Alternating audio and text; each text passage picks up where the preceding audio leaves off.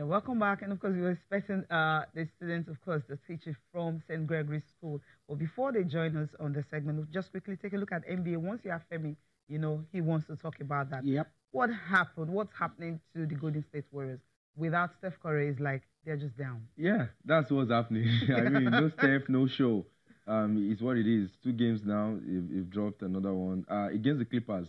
No one saw that coming. I mean, when you look at the fact that Kevin Durant, had a triple-double, 33 points, 10 rebounds, 11 rebounds, 10 assists. Klay Thompson had 31 points. You're asking yourself, what else do you want them to do? That kind of performance should guarantee you a win, unless you're facing a really inspired But here's the thing. They trailed all through the game. I mean, literally. And in the last, they went into overtime. In the last few minutes to the end of the game, they were trailing by 10 points. The Clippers actually let their lead go, and the Golden State Warriors forced that overtime.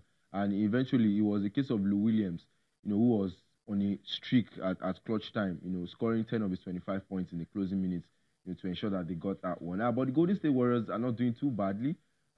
Just 3 losses in as many games still, top of the Western Conference. But they were not the only big girls that lost. I mean, Toronto Raptors, who have the best record in the NBA this season, also lost. And of course, San Antonio Spurs too. Since you said it, let's just take a look at these results. Maybe tell us the stories behind the numbers quickly, if you can. You already talk about the Pelicans and the Raptors. You have the 76ers. Okay, another front runner for the most valuable player of the season, Joel Embiid, the Cameroonian. Fantastic game. He had 3 points in there as the Sixers beat the Miami. It's still without doing Wade celebrating, the birth of his daughter. We have the New Orleans Pelicans defeating Toronto Raptors. I have a soft spot for Toronto. I know that. 110. The Nets, who lost a guard, lost to the Minnesota Timberwolves, who of course successfully traded Jimmy Butler to the Sixers, 120-113 there. And Orlando Magic lost to the Washington Wizards, 117-109. And the Mavericks beat the Chicago Bulls. Not really bullish these days. They've been struggling a lot. You have the Utah Jazz defeating the Memphis Grizzlies 96-88. Phoenix Suns with DeAndre Ayton losing to the Oklahoma City Thunder. That was another good game for Paul George. He had 3 points in that game, and he was really blazing. And they look to be finding their feet gradually there in the OKC. 118-101 was how that ended. The Spurs, I said earlier, they lost to the Sacramento Kings surprisingly. De'Aaron Fox doing so great for the Kings at 104-99, and we talked about the big one. Golden State Warriors losing to the Clippers in overtime. So second best record still goes to Warriors. Toronto Raptors are cruising at the moment. They have the best record in the NBA. They're leading the Eastern Conference, and you won't believe it. The Cavs have managed to win just 1 game in 12, and they are rock bottom in the Eastern Conference. Talk about a fall from grace. I mean, it's unbelievable what's going on in Cleveland at the moment. And all right, so you already talked about it, but the numbers. 35 points, 18 rebounds, double-double. Joel Embiid, 3 assists. He's transforming into a star of some sort, and I think he's the next big thing to come out of Africa. No doubt about it. And I think another top performer of the night was Paul George, who also did great. 32 points, 8 rebounds, 6 assists. He's beginning to get into his own in Oklahoma City Thunder. They look good. Then he showed that to had a very great night in that win for them as well. So we'll see how it all goes. It's still early days, by the way. We're not far from it. It's just the first month of the NBA season. 82 games, is what they play in the regular season. So there's a lot. Femi, I wish we could continue, but I want to thank you for your time today.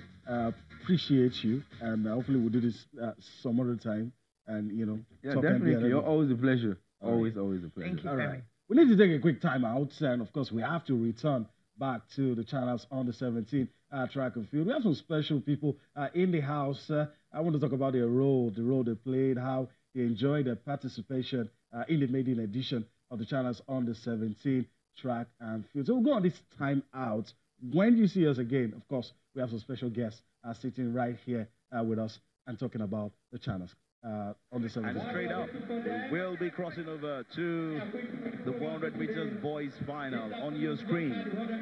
B194 in lane 1, Adebambo Amzat from AUS Isolo. After the 100 meters girls final, we have the 100 meters boys final. Right in lane 2 on your screen, this is the only man that came to represent his school. Interestingly, was the only one that registered from his school. Olabi Idris, FDCL Ijaniki in lane 2.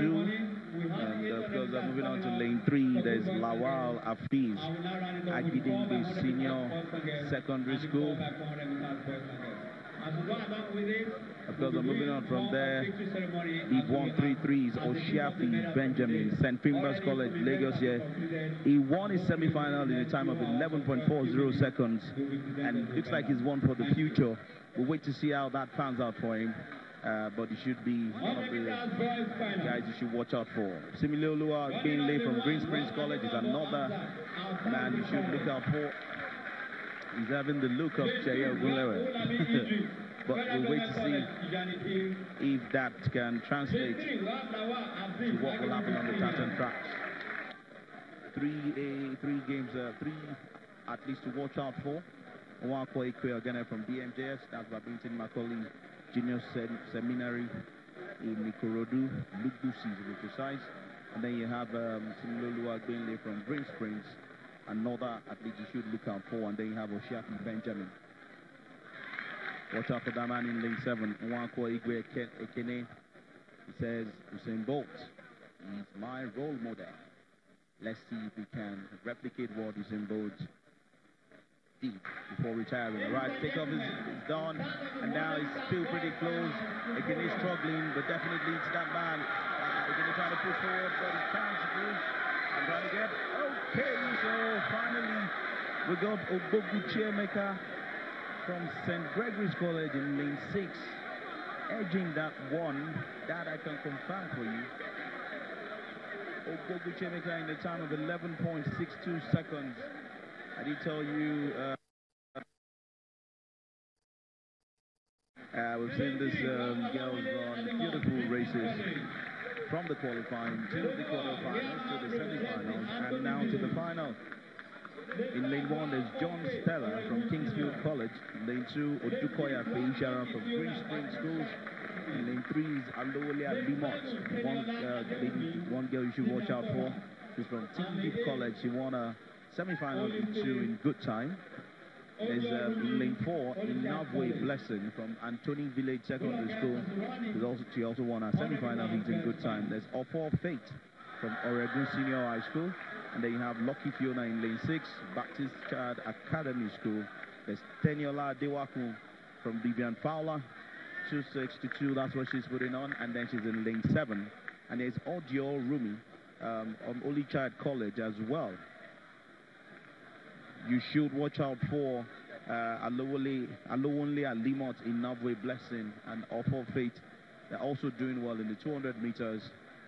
They're also here in the final of the 100 meters. You should watch out for, I'm thinking one of these names might just emerge top at this particular final. But that's it on your screen. Awful Fate in lane 5. Teniola is another athlete you should watch out for in lane 7. Let's see how this pans out. Off we go. And it's a early break there from lane 3 from Alonia Limo. I told you to watch out for her. She's coming on strong.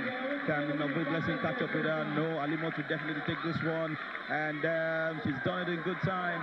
Okay, Inabwe Blessing finishing second. And between Odukoya Feishara and the lady in lane 5. We'll confirm that for you. Who won? I've got the confirmation. Who came third? We're trying to get that confirmation for you.